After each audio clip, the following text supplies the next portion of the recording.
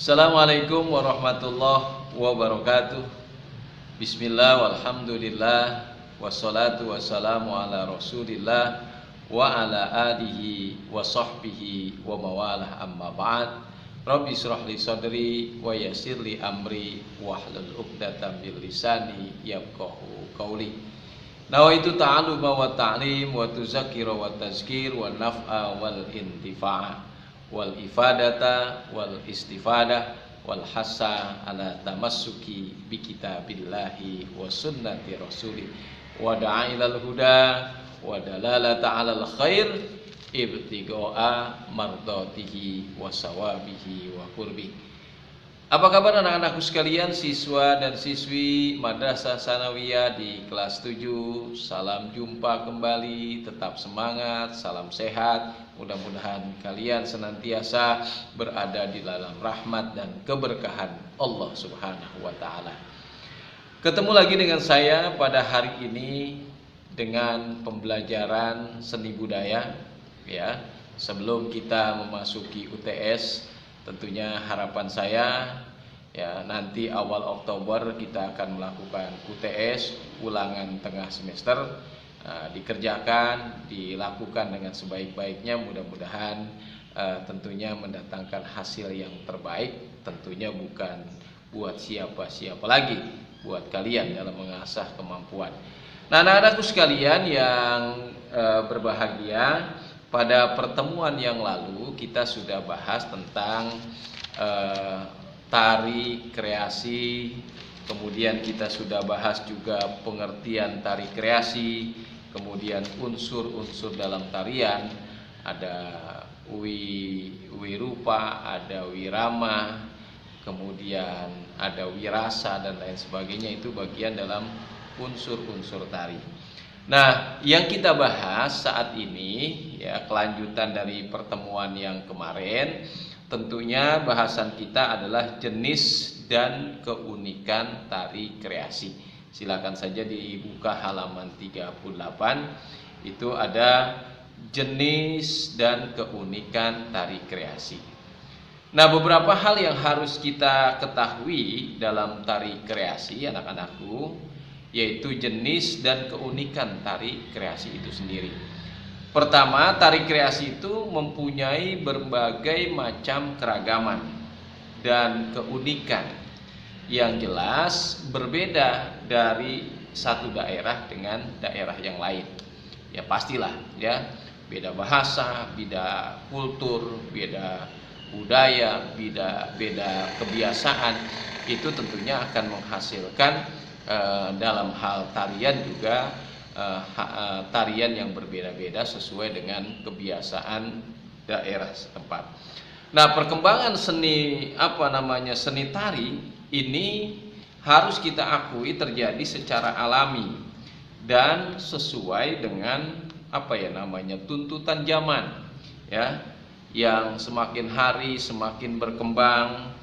Oleh karena itu munculnya keragaman seni tari ya, khususnya tari kreasi yang berbeda ini ya, baik di Nusantara ataupun dimanapun lah katakan gitu, dapat digolongkan, kalau kita bagi ini dapat digolongkan menjadi dua bagian. Jadi tari kreasi itu kalau kita golongkan dari keunikan itu terbagi kepada dua bagian. Nah, dua bagian itu apa? Yang pertama kita bagi ada yang disebut dengan tari kreasi berpolakan tradisi. Itu bagian pertama. Tari kreasi berpolakan tradisi. Nah, apa maksudnya jenis tari kreasi yang berpola garapan dari tradisi? Adalah kreasi tarian yang mengambil ya sumber pengembangan sebuah tari kreasi dari tari tradisional daerah setempat. Jadi sumbernya tari daerah setempat, tapi kemudian dikembangkan. Misalnya dikembangkan dalam hal tata busananya, dikembangkan dalam panggungnya, atau iringan musiknya, bisa saja itu dilakukan ya, berkembang ya. Kemudian penggambaran tarian diambil dari latar belakang cerita. Misalnya legenda, dongeng, atau mitos daerahnya. Isi tarian menunjukkan sifat dan karakter masyarakatnya. Jadi isi tariannya itu menunjukkan sifat karakter tarian masyarakatnya. Nah, itu yang pertama adalah tari kreasi yang berpolakan tradisi. Artinya sumber pengembangannya itu adalah tari tradisi itu sendiri.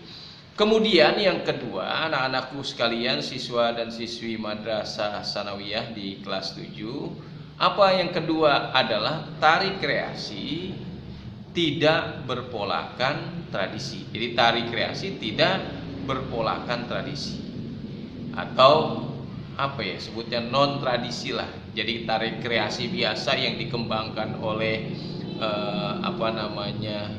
orang yang menekuni di bidang seni tarian ya, kreatornya ya, yang menekuni di bidang tarian itu sendiri. Nah, dalam penggarapan tari kreasi non tradisi yang diandalkan itu hanya kebebasan berekspresi dengan mengeksplorasi gerak sebanyak-banyaknya. Kita tahu bahwa tarian itu unsur utamanya adalah gerak yang diiringi musik. Maka sang pencipta tari ya, koreografer ya, berusaha mengeksplor gerakan sebanyak-banyaknya, kemudian menyusunnya ya menjadi sebuah gerakan yang kemudian gerakan ini nantinya dikelompokkan dan kemudian disusun menjadi sebuah ragam gerak yang terstruktur secara koreografi. Nah, tari kreasi sebagai media untuk gerakan-gerakannya ini sangat abstrak. Gerakan yang tidak bermakna pada setiap elemen-elemennya ini membutuhkan dari dalam batin. Jadi lepas daripada sumber pijakan tradisi.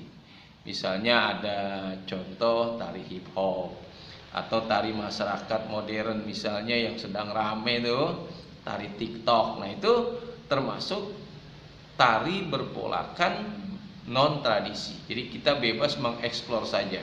Cuman ada sumber gerakannya yang kemudian lewat yang sedang tren TikTok itu menjadi gerakan tari yang sesungguhnya amat sangat dinikmati oleh orang-orang sekarang. Kemudian anak-anakku sekalian yang berbahagia, keunikan tari kreasi. Untuk memunculkan keunikan di dalam tari kreasi ini dapat difokuskan pada unsur pendukung tersebut. Misalnya bisa unik pada gerakannya, atau unik pada kostumnya, atau unik pada tata riasnya, atau juga misalnya pada propertinya atau setting panggungnya, bisa diambil dari situ sehingga menjadi unik. Nah, dari keunikan-keunikan ini tari kreasi kita bahas. Yang pertama ada yang namanya tari merak. Nah, tari merak ini merupakan salah satu contoh tari kreasi yang berpolakan tradisi bagian pertama tadi ya, yang berasal dari mana? Berasal dari daerah Jawa Barat. Tari ini sudah sangat populer di Indonesia, sudah menusantara lah tari merak ini. Sesuai dengan namanya ya, merak adalah mendeskripsikan. Merak itu kan deskripsi satu keindahan dan keelokan dari dari seekor burung merak ya. Kamu bisa lihat bagaimana elok dan indahnya burung merak yang mempunyai bulu beraneka macam warna ragamnya, kemudian berlenggak-lenggok dengan bulunya itu, apalagi ketika si jantan sedang menarik perhatian sang betinanya. Nah, itu sangat indah sekali, sehingga wajar tari ini dieksplor sedemikian rupa oleh seniman, terutama penata tari dengan sebaik-baiknya. Nah, siapa pencipta tari ini? Pencipta tari ini adalah seorang seniman yang berasal dari tanah Sunda. Jadi Parahyangan, tanah Sunda. Siapa namanya? Raden Cece Sumantri. Jadi pencipta dan pencipta tari merak itu, ya, sebelum dikembangkan sudah bagian rupa, pertama adalah Raden Cece Sumantri pada abad pertengahan ke-19. Keunikan tarian ini hanya dimainkan oleh wanita. Jadi yang menarikan itu wanita. Ya, karena wanita itu kan simbol keindahan, kecantikan, geraknya lembut dan lain sebagainya. Nah, dengan menggunakan biasanya kostumnya berwarna putih, kemudian hiasan-hiasan mirip bulu burung merak yang ada pada kepala penari itu sendiri. Nah, itu keunikan tari kreasi tari merak. Kemudian ada tari ongkek manis. Tari ongkek manis ini berasal dari daerah Jawa Timur. Adalah salah satu tarian kreasi baru, ya, favorit karya siapa? Karyanya Bagong Kussudiardja dan Untung dari Sanggar Kembang Yogyakarta. Keunikan tari ini terletak pada apa? Propertinya. Jadi keunikannya pada propertinya. Yang digunakan yaitu kipas dan sampur. Sedangkan untuk kostumnya, anak-anakku sekalian, ya, penari ini mengenakan jarik, baju celana, hiasan kepala dan hiasan untuk leher dan sabuk. Lagu pengiringnya berjudul Ageng atau Opat Wilat. Tarian ini biasanya dibawakan oleh kaum wanita juga. Jadi kaum wanita, baik dimainkan dalam bentuk versi tunggal, berpasangan maupun dalam versi kelompok. Jadi bisa dimainkan secara tunggal, bisa juga secara berpasangan maupun kelompok. Kemudian yang ketiga ada namanya tari kreasi, disebut oleh penari dengan sebutan tari kreasi Garuda Nusantara. Nah, ini berasal dari Pulau Jawa. Ya, dalam gerakannya penari akan mengekspresikan gerakan burung, ya. Burung apa ya? Burung Garuda yang sedang terbang kemudian memamerkan sayap indah dengan gerak tampak keras, ya, tegas, gagah dan lincah. Itulah simbol burung Garuda. Memiliki sayap yang nyambung dari pinggang ke ujung tangan dengan penutup kepala yang tentunya nampak berwibawa, elok, indah, supaya menarik perhatian, ya. Nah, itulah anak-anakku sekalian bahasan kita tentang tari kreasi baru. Untuk tugas silahkan dikerjakan halaman 41. Itu ada 5 soal, silahkan dijawab dan kerjakan dengan sebaik-baiknya. Sampai berjumpa lagi pada pertemuan yang akan datang. Salam sehat, tetap semangat. Assalamualaikum warahmatullahi wabarakatuh.